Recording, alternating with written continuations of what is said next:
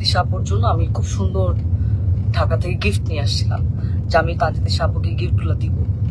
কারণ আপু এত সিনিয়র, আপু একটা ফিল্ম করতেছে, আপুকে উইশেসের জন্য আমি আপুকে আসলে গিফটটা দিই, কিন্তু আপু গিফটটা নেয় না এবং সে গিফট অ্যাকসেপ্টও করে না, এবং সেখানে সবাই ছিল, সবাই দেখছেও।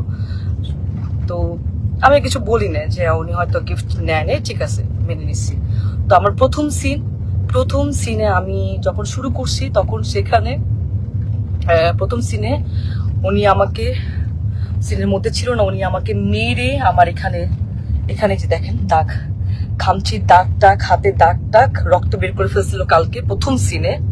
এবং সেইটা যখন মনিটরে এসে আমি যখন দাঁড়াইছিলাম তখন রিঙ্কু ভাইয়া এবং সেলিম ভাইয়া দুজনেই বলতেছিল যে তিশার কি হয়েছে, তোমার সাথে কি কোনো ঝামেলা আছে আগে, ও তোমাকে এভাবে মারলো কেন বা কি আসে বিষয়। আমি তখন আসলে এক পর্যায়ে আসলে আমি বলে দিছিলাম যে হ্যাঁ, এর আগে আমি যখন আসলে নাটকে মুশফিকুর ফারহানের সাথে কাজ করতাম অ্যাজ এ কো আর্টিস্ট হিসেবে, তখন তিশা আপু আমাকে এরকম ফোন দিয়ে থ্রেট দিছিল যে হ্যাঁ ফারহানের সাথে কাজ করতে পারবা না। আমাকে না, আরো অনেককে আসলে এরকম উনি ফোন দিয়ে থ্রেট দিছিল, যে পায়েলকেও, কেয়া পায়েল, তারপর আরো অনেককে এরকম ফোন দিয়ে উনি থ্রেট দিছে যে কাজ, যে আমি গিয়ে তিশা আপুকে সিনের মধ্যে লেখা আছে, আমি গিয়ে তিশা আপুকে চট দিব এবং চট দেওয়ার পর উনি ওইখান থেকে চলে যাবে, এটা সিনের মধ্যে লেখা।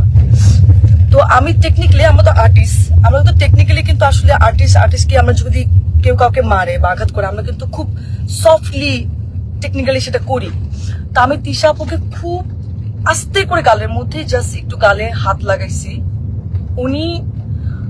উনি চলে যাওয়ার কথা ছিল, কিন্তু উনি চলে না গিয়ে উনি সিনের মধ্যে, ক্যামেরা ওপেন ছিল, ক্যামেরা ওপেনে সিন চলতেছে, মানিকগঞ্জে এখানে অনেক মানুষ ছিল, তারপর ডিওপি ভাই আরো সবাই ছিল, এডিটে সবাই ছিল, উনি ওইখানে আমাকে এমন ভাবে মারছে, আমার